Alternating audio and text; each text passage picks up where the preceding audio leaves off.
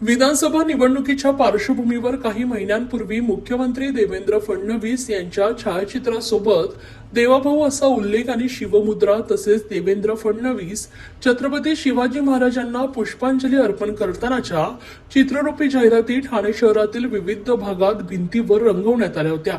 या जाहिरातबाजीमुळे सुशोभीकरण केलेल्या ठाण्याचे विद्रुपीकरण झाले। येथील कळवा रेल्वे स्टेशन परिसरात रंगवलेल्या चित्रांच्या ठिकाणी अज्ञातांनी छत्रपती शिवरायांची प्रतिमा व शिवमुद्रेवर रंग फासून झाकलाय आणि देवाभाऊ मात्र शिल्लक ठेवलेत। अशा प्रकारे महाराष्ट्राच्या आराध्य दैवताचा घोर अपमान झाल्याने सर्वत्र संतापाची लाट उसळली। या गंभीर प्रकाराची दखल घेत काँग्रेसचे मुख्य प्रवक्ते राहुल पिंगळे यांच्यासह काँग्रेस पदाधिकारी व शिवप्रेमींनी मोठ्या संख्येने कळवा पोलीस ठाण्यात धडक दिली। यावेळी धार्मिक आणि ऐतिहासिक भावना दुखावणे, समाजात वैमनस्य पसरवणे, कटकारस्थान तसेच बदनामी अशा गंभीर गुन्ह्याप्रकरणी भारतीय न्याय संहिता कलम 295A, 153, 153A, 500, 501, 298, 120B अन्वये गुन्हा नोंदवण्याची औपचारिक मागणी केली। या संदर्भात काँग्रेसने उपस्थित केलेले प्रश्न तितकेच गंभीर आहेत। महापालिकेच्या माध्यमातून शहर सुशोभीकरण केलेल्या भिंतींवर फडणवीस यांनी स्वतः प्रसिद्धीसाठी कोट्यवधी रुपये खर्च करून काढलेल्या भित्तिचित्रांवर नेमकं कोणी रंगकाम केले? या रंगकामासाठी महापालिकेने कोणती परवानगी दिली होती का? परवानगी नव्हती तर महापालिकेने स्वतःहून गुन्हा का नोंदवला नाही?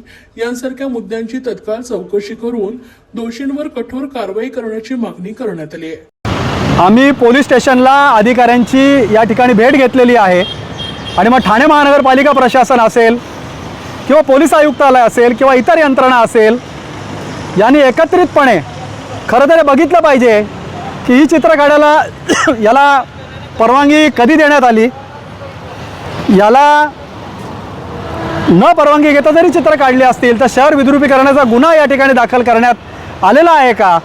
आणि भविष्यामध्ये अशा प्रकारची चित्र या ठिकाणी काढली जाऊ नयेत आणि यांचा अपमान किंवा विटंबना, मग ते महाराजांचं चित्र असेल किंवा इतर जी आपली सामाजिक प्रतीक आहेत अशी यांची चित्र काढू नये याच्यासाठी आणि त्यांची विटंबना होऊ नये याच्यासाठी या सर्व ठिकाणी त्यांनी पाहणी केली पाहिजे, कुठलीतरी ठोस भूमिका घेतली पाहिजे आणि मार्गदर्शक तत्त्व या ठिकाणी आखली गेली पाहिजेत की जेणेकरून अशा प्रकारची चित्र नको त्या ठिकाणी काढली जाणार नाहीत आणि या चित्रांची विटंबना होणार नाही आणि भविष्यामध्ये सामाजिक तेढ समाजामध्ये निर्माण होणार नाही।